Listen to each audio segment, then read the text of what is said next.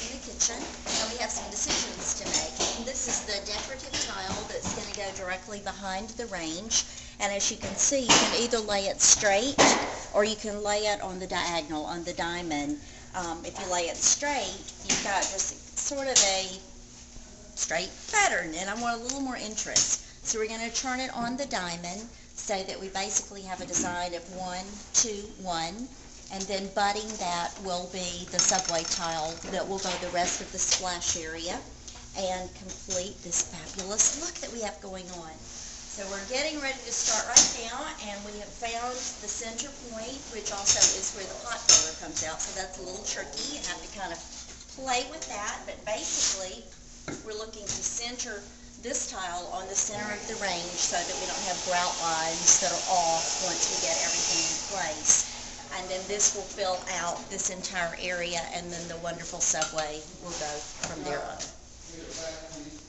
Woohoo, here we go. Okay, we've done a board at the bottom for the tile to be able to rest on, and Red is now marking his lines. We're going to pop a line vertically and horizontally to get the exact center so that we can line these 45-degree tiles up on that line and make sure that we're straight before we ever begin. So he's making his marks now, and soon we'll have tiles going up. So as you can see, Red's popped his lines now, and he is aligning the very first tile that will go in. You have to decide if you're going to start at the middle, the bottom, or the top. And for this particular installation, we're having to start at the top to make sure that both we have enough room at the bottom and the pot filler hits where he needs for it to hit. So he'll mark this, and you can see he's drilling 2 little holes, so he's going to have to put screws in to hold this first tile into place. If he was starting at the bottom, the board would hold it, but this is just another little trick to hold it straight so that he is sure that all the other tiles are going to line up properly. One more detail that I want to point out this morning is this fireplace. Sometimes for different reasons in construction, you end up with an insert that's a little bit smaller than you really would have preferred.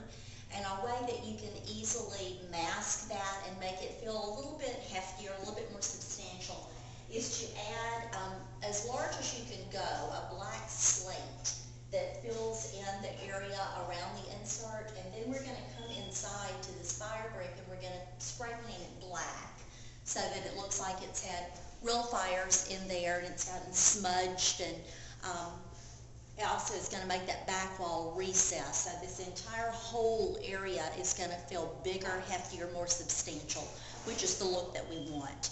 And then because of the style of the overall house being low country, we've kept everything very, very simple, very clean lines. You'll notice there's not a lot of big beefy crown molding going on. That would have been totally inappropriate to the style of this house. So we've got very, very simple crown molding. It almost looks like the old picture molds that you literally would have put a hook over to hang paintings by in the early 1800s. And then that is repeated as a detail inside the coffers. So you have the continuity. Your mind registers, even though you're not consciously thinking about all of these things, your brain will register that there was thought that went into this. There's continuity that makes the space flow. It makes it feel larger, more cohesive, and as though you thought about it, which we did. We've also got flooring going in this morning, so we've got lots and lots of fun, exciting things happening. The flooring that we're installing this morning, because we're going on a slab foundation, is a pre-finished bamboo that, as you can see, we're going on top of a felt paper, which will help with popping and cracking and old house sounds, which I personally kind of like, but this will help to stabilize it. We've got a sort of a medium honey brown finish going in that I think is going to be really, really pretty, popping against. We can pan over here and show the antique front doors that are going in, and the ironwork is covered up right now so that the glass does not get broken. But these are spectacular doors that we found actually from India. They have a ironwork inset, so that, let me see if I can step over there and show you what happens.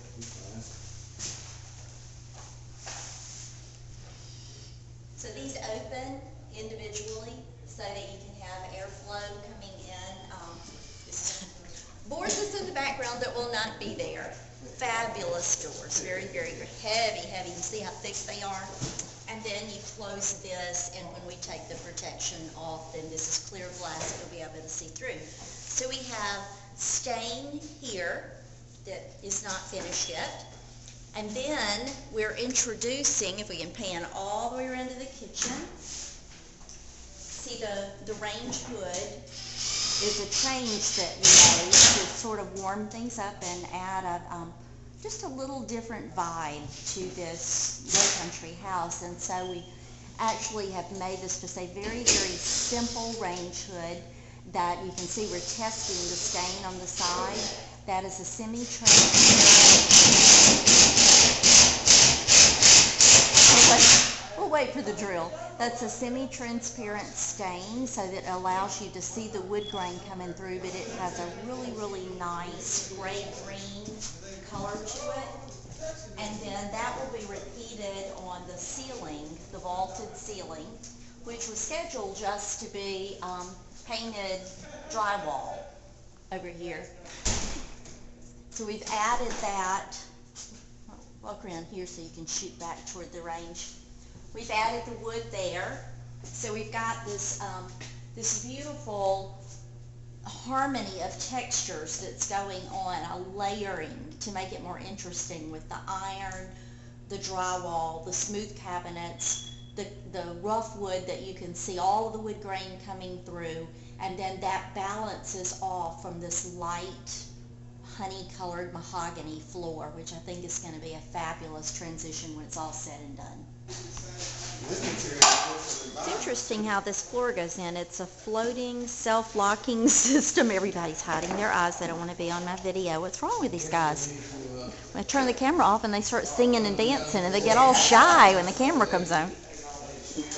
But they've got this really, really thick, but it's basically like a felt paper, but it's super thick. That's a moisture barrier, and then each piece of wood has its own sort of tongue and groove, and it just locks into place. So they're not gluing, they're not nailing, and as the wood expands and contracts, it's floating so that it's able to move a little bit, and then they'll glue the final piece down on the end to secure it and hold everything in place. Never used this system before, so it's kind of fun to watch it go in. The master bedroom, bathroom area, this I love. I cannot take 1 ounce of credit for it, but I think it is a fabulous design detail. I don't know if you can see on the video, but these walls splay out. In other words, it's not just a straight walk-in. They actually turn out, I don't know, maybe 18 degrees or something. And what happens there is that this entire space feels so much bigger, so much more important, because you're not squeezed right here. It opens out and it introduces you to this fabulous tub area. And one of my favorite details on this is the detail that was done in the drywall. Gerald, our trim guy, did a fantastic job there. He hand drew and hand cut that entire detail, so you can't see it now, but it's tiny little slivers cut into the drywall. If you sew, you know that you do that when you're flipping a curve, so you get a smooth curve once it's sewn. He literally did that with the drywall and then kind of plastered over it, which I think is fantastic. The second thing that I want to talk to you about is the placement of these fixtures on the soaking tub.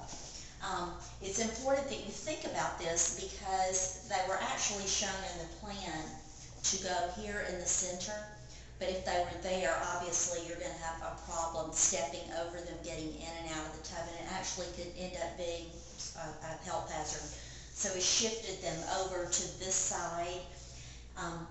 Better here than back here, because this is intended to be a backrest so that you can put a terry and you can lay your head up there and soak, enjoy your tub, and you don't want a faucet coming right over your back. So this is the optimal area to have these positioned. And then another great trick of the trade working our way into this fantastic shower. You can see the glass door that swings both ways for ease of access. One of my favorite things is the river rock on the floor. Obviously it's not been cleaned yet. I love this stuff because when the hot water hits it, the rocks actually heat and they retain the heat, so that as you're standing and walking around in the shower, you're actually getting a little mini massage on the bottom of your feet, which feels awesome. What we did in here to try to make it special without busting the budget is this is a fairly inexpensive tile, but instead of just laying it straight through the whole thing, which would have felt a little bit like a phone booth, is we've switched the directions of the exact same tile. So as you can see on the bottom, we did one row vertical, then we did two rows horizontal, and then we broke it up with these great little 3x3 tumble trabs, and then we did another row of the horizontal, and then repeated the vertical, the horizontal, and then capped it with a repeat of the 3x3s. So you have a lot going on in the shower, and then the ceiling will be the straight tile. But you have a lot going on, and what happens is it ends up feeling like you've done a very, very expensive tile treatment when actually you haven't. Actually, you've used very reasonably priced tiles, both in the accent and in the regular tile, and then you've popped the floor with that special river rock. So it ends up being a really, really great look and keeps you in budget.